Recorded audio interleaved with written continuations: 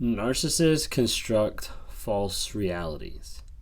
You see, a narcissist doesn't want to admit who they actually are. We know that through their constant lying, through their constant manipulation of the facts, of gaslighting, of trying to keep you in the dark of what's actually true, what's actually real. But narcissists are obsessed with creating a false image, with creating a false reality, with creating something that is not true at all, but they're trying to convince you that it is true. So when they create these false realities, a lot of times people start getting really confused of how they're lying so much about so many things, about so little things, and so such big things. Like every single thing that comes out is just lie after lie after lie after lie. Well, for a person to live that way, for a person to live in a way that they don't match up to what they're saying, so like they're constantly knowing like the truth and the lies, they have to be able to separate that. They have to be able to distinguish between the lies and the truth.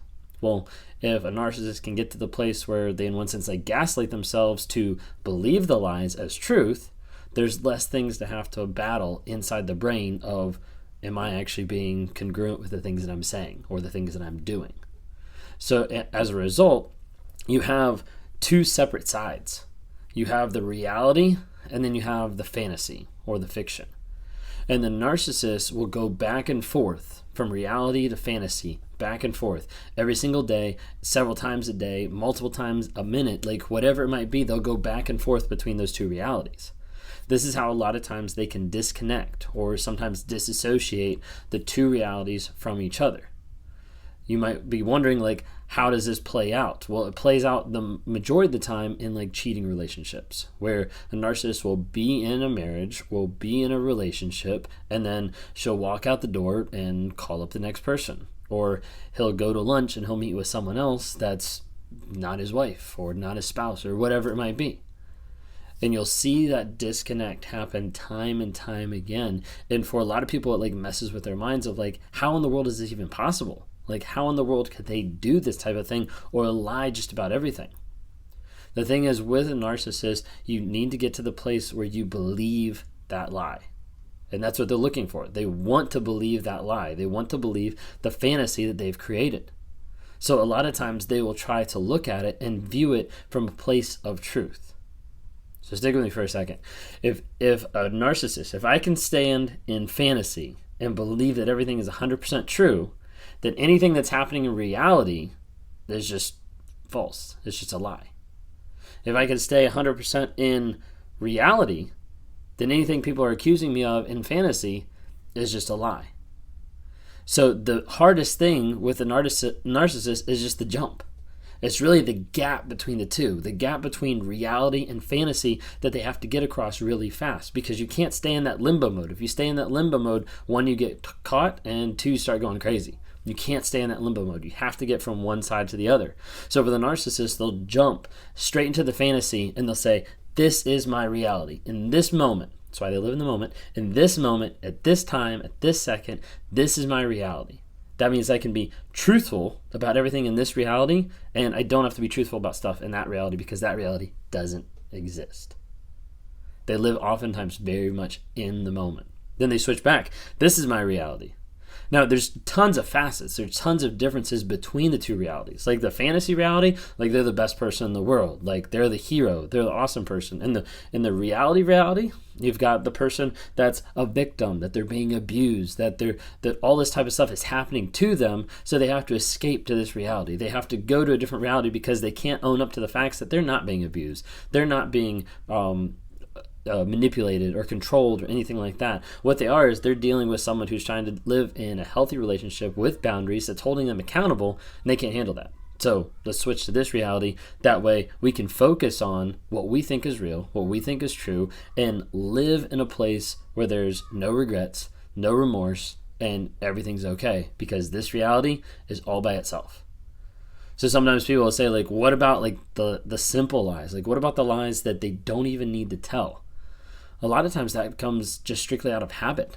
Like they'll be telling a lie and it becomes instinctual. It becomes a habit. It becomes a place where it's literally like a knee-jerk effect. Did you get this for lunch? No, I got this. When in reality, I did get that for lunch. But what happened was instantly my mind just goes, I'm gonna lie about that. And it becomes to a place that lying becomes easier, more simple, more easy to just say a lie than it is to actually own up and tell the truth, even if it's about something small. Because the big things are what a narcissist avoids to tell the truth. Because if they can avoid that, they can avoid that accountability, that shame, that guilt, that remorse, all that kind of stuff. They have to be able to avoid that as best they can because they can't be wrong. And as a result, they start attributing those feelings, those thoughts, those actions to every single lie out there. Of like, oh, I need to lie about the sandwich I had. Do they really? No. But they're still going to attach everything else that they already lied about. They're going to attach those feelings to that new lie, and they're just going to spit it out as fast as they can. Because they have to be able to avoid whatever confrontation, whatever questioning, whatever doubt that someone has about their character, about their reality, and get past it as quick as they can. Now, I was talking to somebody the other day, and he was mentioning, like, what about the lies that they lie about that they know that we're lying about? The whole, like, you know that they know that they know that they know. Like, the whole thing, like, going back and forth. Like, this person, they lied about a certain thing. They lied about being vaccinated, okay? However, the family saw the person get vaccinated. They have the vaccination card. They know that it's a legitimate thing that happened. But the person said it never even happened. Okay, one, that's gaslighting, okay, and two, lying. But the idea of, like, why did they even lie about that when they know the truth is already out there? Another thought with this is, with those two realities, sometimes you get lies that happen that people know about that are just bleeding through from the other reality, from the fantasy to the reality. So let's say in this reality, that person is not vaccinated. And in this reality, that person is vaccinated, whether it's for work or whatever. But how they portray that is two different ways. And as a result, when they're in one side of the reality, they're lying because there's like a lie that's like bleeding over from the other side. Because when the person goes back and forth from their fiction and fantasy to their reality and truth, it gets to the place over a period of time where it starts to get confusing. You start losing pieces of it. And oftentimes this is when people say, like, hey, this is one aspect of when the narcissist mask falls. It's when their truth starts to bleed through their fantasy.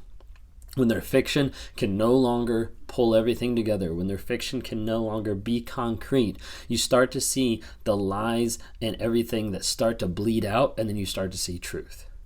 That a lot of times is those two realities that they're trying to have in their mind. The actual real life, this is the truth, this is the facts, and then the fantasy that's going on over here, you start to see that bleed through, and then you start to see it slowly break down and crumble. This is when you start to see people call out the narcissist or say, like, hey, like, I thought you were actually doing this, or like, why did you lie about this? This is what happened. And then you start to see them pause, you start to see them stutter, you start to see them try to figure out, how do I get out of this? Well, let me concoct a new lie. Let me say something else. Let me say I'm going to be honest and only give partial truths. Let me continue to move the conversation best I can to be able to get back to one of those realities. But typically, when those start crumbling, when the lines between the two, when the jump between the two becomes less and less smooth, you'll start to see those realities crumble faster and faster and faster. And it'll spiral into more and more abuse that happens in a relationship. I hope that makes sense about lying. I'm not a psychologist. I'm not a counselor. I'm just a person with narcissism who's dealt with it for a long period of time, and I'm still going to be dealing with it for the rest of my life. And so that's why I'm in therapy, and that's why I'm on this platform to promote awareness, growth, healing, and change about the subject of narcissism and narcissistic abuse that happens. If that's something that you're interested in learning more about, would love to invite you into a community of narcissistic abuse survivors that are in a community on our app, which is the NARC app, Narcissistic Abuse Recovery Community.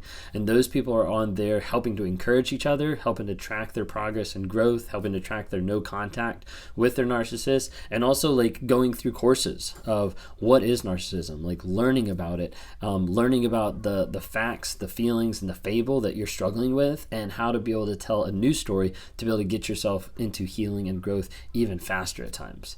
It's a great community. There's a lot of people that have signed up just this month, since it's new out this month as of the first of the month. There's over 800 people that have signed up. So it's a really awesome place to be able to get encouragement and grow.